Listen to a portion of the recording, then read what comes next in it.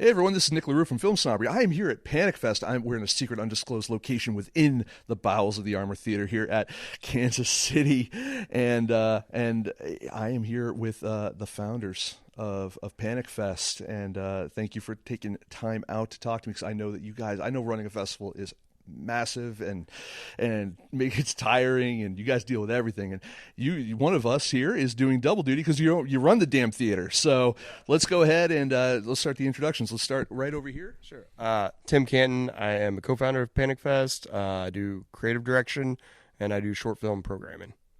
And sir, I'm Adam Roberts. I am co-founder and festival director in the features programming. Awesome. So how did you guys get together to form Panic Fest, the Voltron that is Panic Fest? So Adam took over the theater 12 years ago.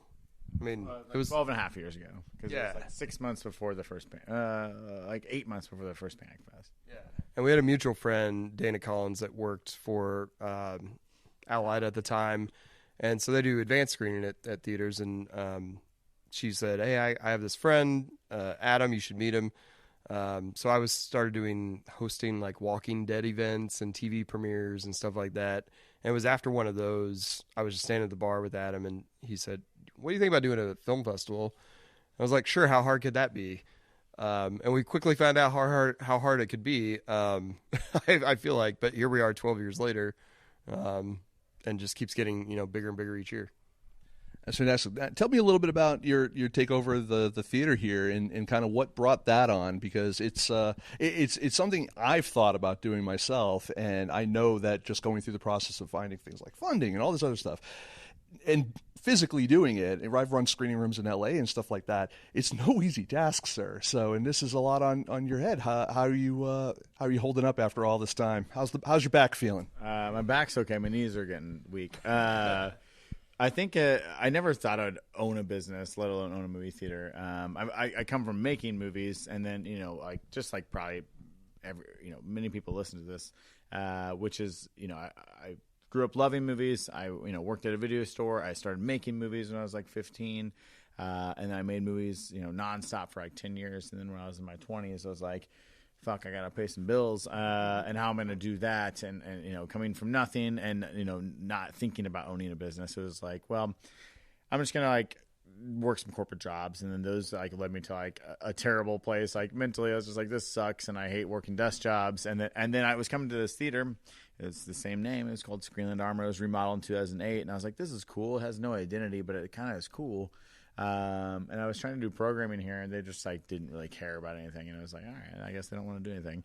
And that was 2008, 2009. And then I was just working my jobs, making movies.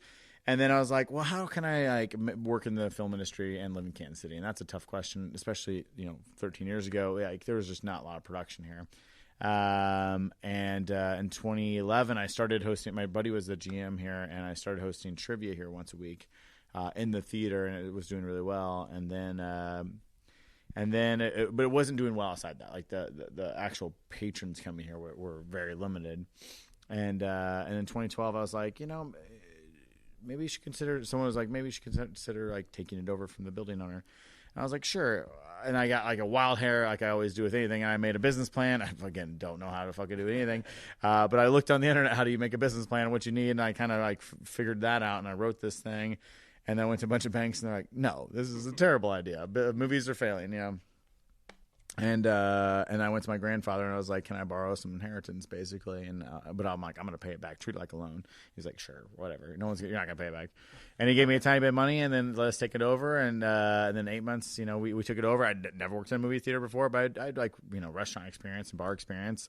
And just poured my heart and soul into it. Worked every day for 4 or 5 years basically. We didn't really have many employees. It was me and my business partner, and we just worked every shift. And you really got to know the business, and then got to know the patrons, and got to figure out what worked and didn't work. And then eventually, after 9 years, we got popular.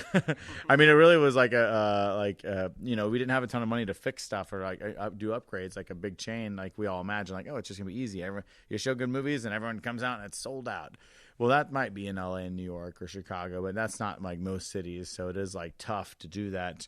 But yeah, I mean, a big part of like Panic Fest is like what goes alongside the community building we do year round here, which is, we host Friday Night Frights, which is horror programming, every Friday. And, our podcast ambassadors with the festival, Greg and Jay, they do, from Nightmare Junkhead, they host that for us.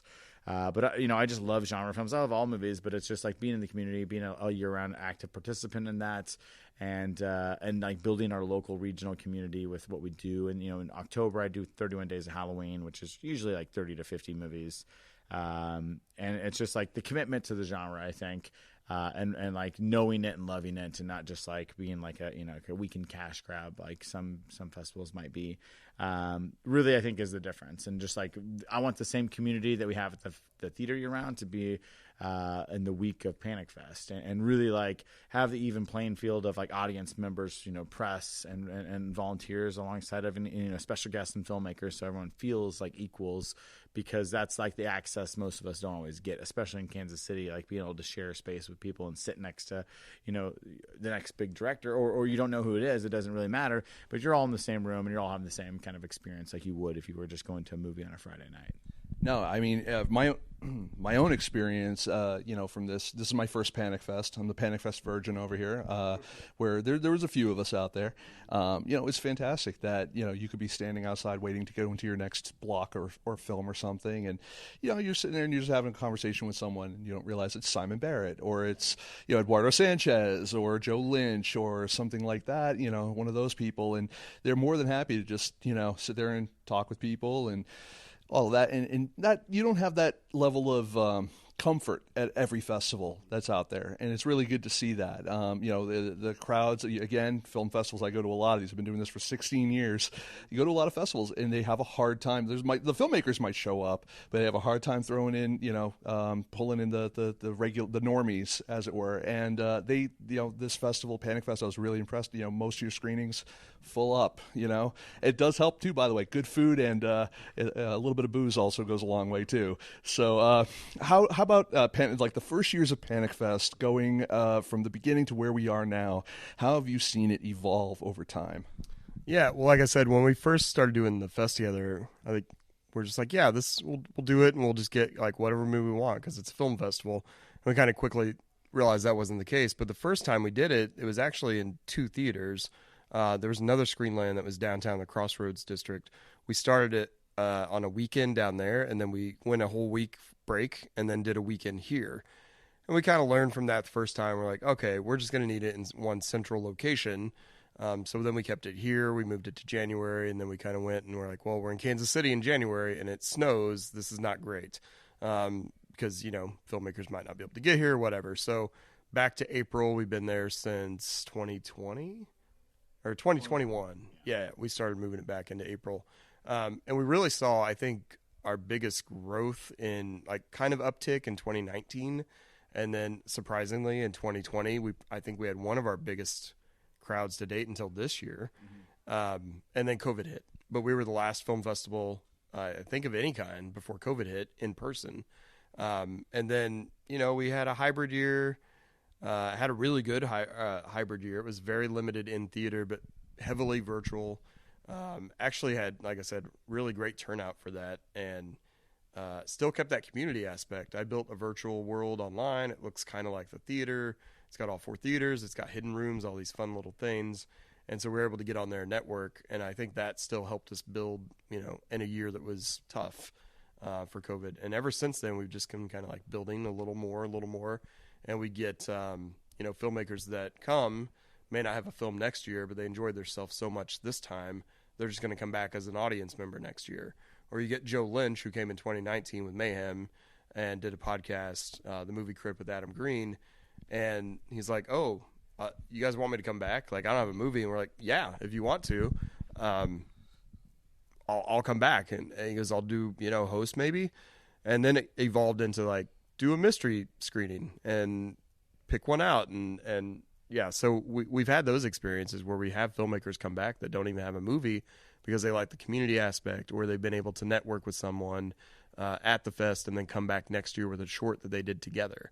or take their short film and find a producer and then make it a feature and find funding to do that.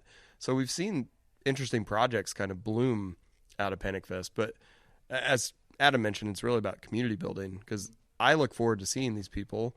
Every year it's kind of like going to summer camp, and you like get to see your friends again for a little bit, and stay up way too late and just hang out with them. And it's fun in that aspect. And that's even aside from the films. That's just excited to see your friends come in town and then make new ones every year. So it's kind of wild. I think the relationships we've been able to build and then continue to just layer on with new filmmakers every year has been great. So yeah. And you touched on this a little bit about community building and kind of, really kind of going year round instead, kind of catering a little bit to what the area, wants and needs and all that kind of stuff. Do you feel that, the Kansas City community is really kind of gotten behind the theater, and you get those regulars now and everything is kind of, because I also noticed that you keep a portion of the theater open for regular kind of movies still, which was interesting because we're showing Azrael here, and he has almost a competing movie here with Godzilla, Kong. So, do you find that instead of just shelling out for the whole of Panic Fest here is a way to? I'm kind of floundering a bit with the question, but okay, hold on. Is the town, Kansas City, very supportive of the theater? I think let's go with that first. Sure. Yeah. Kansas City's been great. It's a tough city because we're very spread out and there's a lot of suburbs. So our biggest challenge, like over the last 12 and a half years since we took it over, was population density around us, and that part of that was downtown Kansas City, which we're like pretty much a part of, didn't have a lot of people living there like a lot of cities, and that downtown has been rehabbed, and it is kind of on the back end of that now, and a lot of people are moving back to downtown, and then we're like a few minutes away from that, so we're like the next part of town to get new apartments and housing and things, and so it's a density issue. Like people don't like to travel 25 minutes to go watch a movie here, which is hilarious if you're in like LA or New York or Chicago. You 25 minutes for fucking anything, but it is like it was like a training kind of session, and people are like, oh well, I like this weird thing, and there's not they do stuff differently, and we like that kind of different thing, So yeah, Kansas City's been great. It's just like an education process. Kansas City is the home of the chain theater. You got the AMC's and the B&B's here, and we're the only indie screen here. So it is like. It is quite the challenge, and I think it's, the more time goes on, the more the density fills in, and young people try to find different options. The more we grow, and we've had our best years post-COVID, honestly. Like, and a lot of that's the type of program we do. The chains don't care about movies the way I care about movies and the experience. I'm so like nitpicky and anal about like volume and like clarity and like color and brightness and comfort and what we have to eat and even down to like the tickets of the price point. Panic Fest is kind of a different thing, and that's like, it's the weird kind of thing where more people travel from out of town from Panic Fest than live here, and that might be a number of different things. We're always trying to figure out the best way to do the fest. And this year we switched our systems and we made it so there was individual tickets on sale, but we don't want to water it down. So you ask, like, 2 of the 4 screens are part of the fest. The reason why we don't use all 4 is because we want to make sure that screens are as full as possible. And, the challenge us and other fests have is that, if you have a badge, you claim a ticket because it's part of your thing for free, is that you might decide you don't want to watch that movie and you want to hang out in the lobby and network, or you want to go eat, or maybe you don't feel good and you're missing the movie. And so a screening that might have been sold out now has like 10 or 20 empty seats, and it's hard to fill that. And so we don't want to spread that out over 4 auditoriums and have, less people in shows. We want to make sure that shows are packed. And honestly, like, the online portion is really good and like very valuable. And I think this year we saw the most filmmakers that are only online coming to be in the physical fest to represent their films, because, we're not one of the fests that screen things multiple times. It is one and done. And so online gives a great opportunity for 10 to 12 days for you to see somebody's film, and they have more people are going to watch all those films than they will in person and talk about them, and they're going to get the same experience, and that's a really valuable thing. And I think the filmmakers coming to support and to network and to have the community experience here is very important. And it's not always going to be exactly the same for everybody, but But yeah, that's why we don't use all 4 theaters. Kansas City is a really good movie city. I think it's getting better all the time. Like I said, the last 4 years that the fest has exploded, and so is the theater. I think that's just the care that we put into it, and that is, I think, evident. Like we just want to have the access that neither of us, Kansas City boys really did have when we were growing up. I never had a cool theater when I was growing up, so I want to give Kansas City a cool theater. We didn't have a cool regional genre festival, so we wanted to get that. I mean, it was literally like, hey, wouldn't it be cool if we made Fantastic Fest here? And obviously, we're not doing that to the exact extent, and that was kind of pretty hyperbolic. But it was more like, can we just make a genre fest? We had one festival here; it's still here. It's been around for a number of years, but it's like your prototypical city film fest, and it's well attended and stuff, but no, they don't really show stuff that I like. I like everything, but they don't really draw me in. I'm not going to spend a couple $100 on like 1 or 2 films. So that was like kind of the origin story, and like it takes a while to build stuff. We're in year 12, and every year gets better and better and better. And honestly, this year, from a number of different standpoints, but I think the programming's been the best we've ever had, and I think we say that every year. But honestly, like it's always the feedback of the audience that makes that's the most impactful to us. And this year. Every year somebody's like, I don't know about that one. It wasn't that great. And this year, like everybody loves everything. And to me, of course, a filmmaker wants, as many people to see it and have the biggest reaction possible. And we always try to give them that in the best screening possible. But it's really the audience that matters to me. Like whether it's 10 people or 200 people, you want to reach that one person that, might hopefully change their life or impact their day. And I think that this year we've had the most people. I mean, honestly, like it's almost been overwhelming the amount of and people always say really positive things, but the amount of filmmakers and audience members that are just like overwhelmingly like happy and supportive and really, really into the festival this year that like, I made a joke earlier to somebody. I was like, at the end of this fest, like after 12 years, I think I'm going to get the vacation blues. And if you're like, what is that? That's like going on a vacation, coming back home and crying for no reason. I'm like, I think when this ends, I'm going to be, and we've always had a great experience and great people here, but this year has been like, just high highs, no big problems really. We had Joe Bob, get sick and cancel, but we figured it out and had a great show. But you had Faux Bob. Yeah, we had Faux Bob, and everything else has been very fun and very easygoing, and people have had a great time and like really gone out of their way to tell us and not be hyperbolic, and we always are trying to learn and grow, and it's been really good, and like.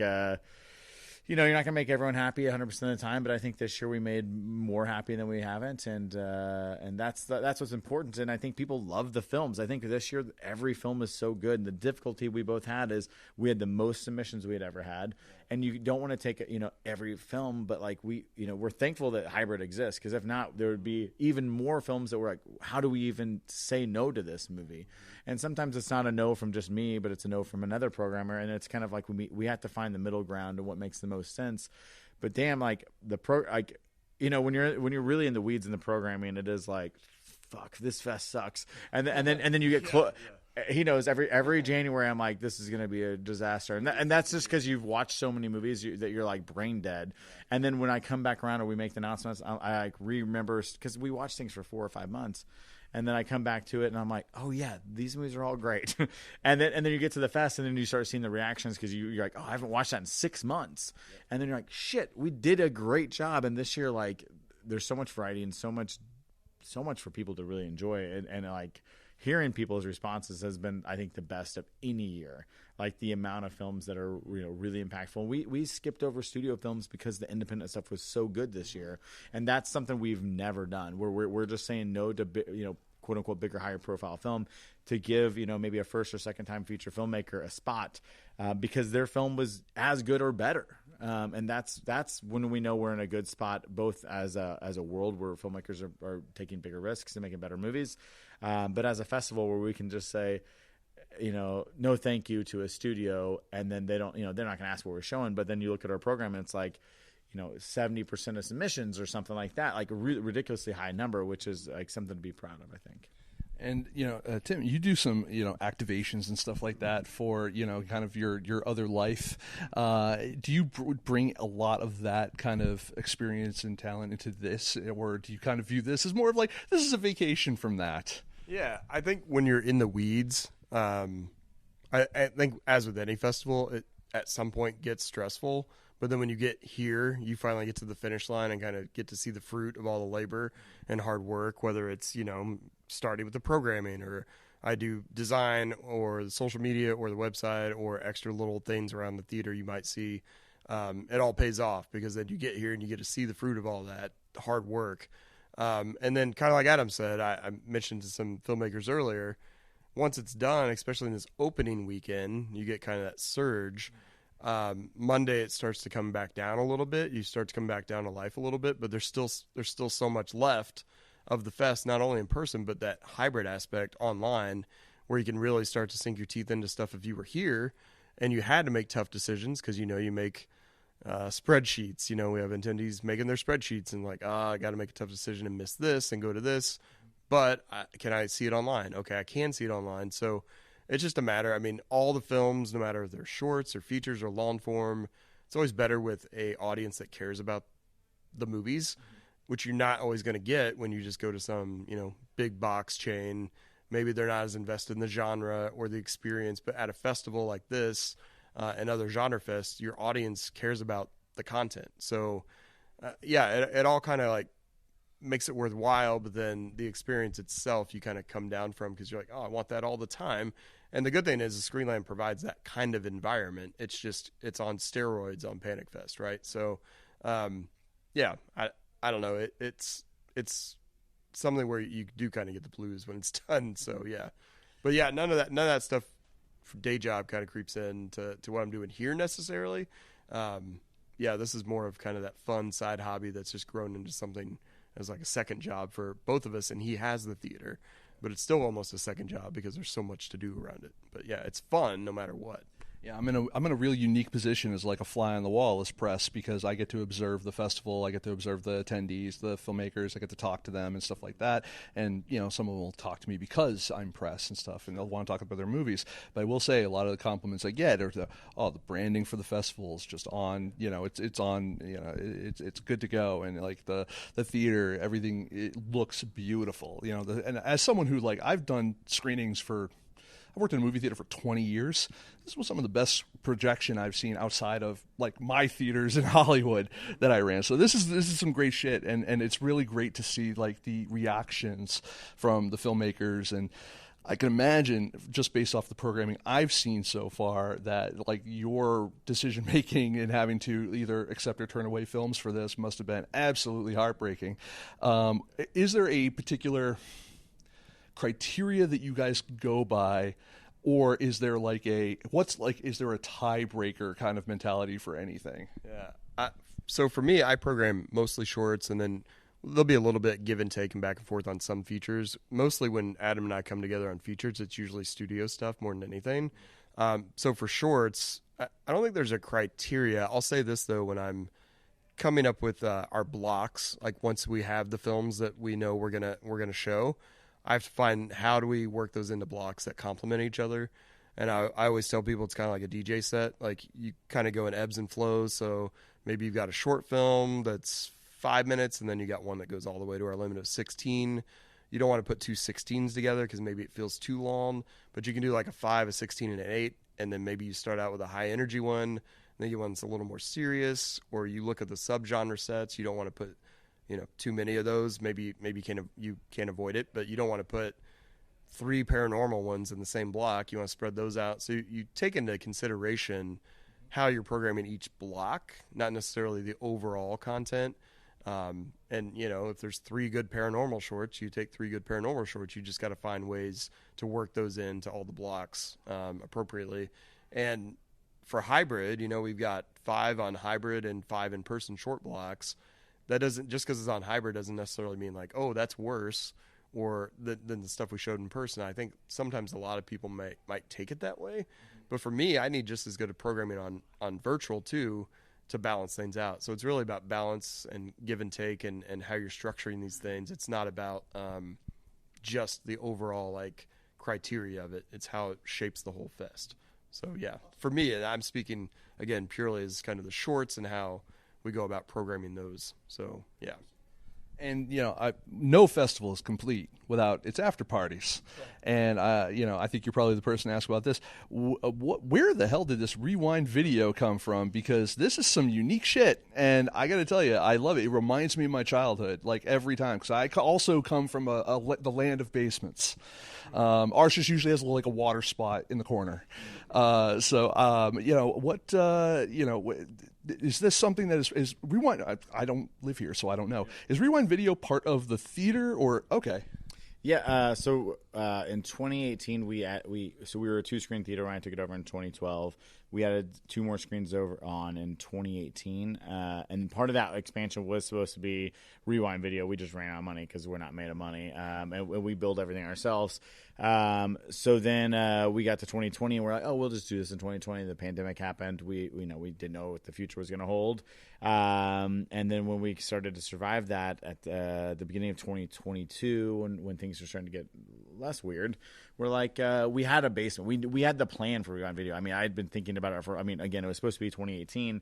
So I'd be like in the back of my head been thinking about doing a dive bar in our basement that was also like a little video store, and it was a concept that was like hanging out with my friends in the 90s, like I always did, like sit on couches in the basement with wood paneling and a weird tree that our parents put down there because it didn't fit upstairs anymore, and then that we were like, well, we'll just make it our own by putting up movie posters and playing Nintendo and shit, and it was just that. It was just like I just want to do that and celebrate like my 90s nostalgia, basement nostalgia.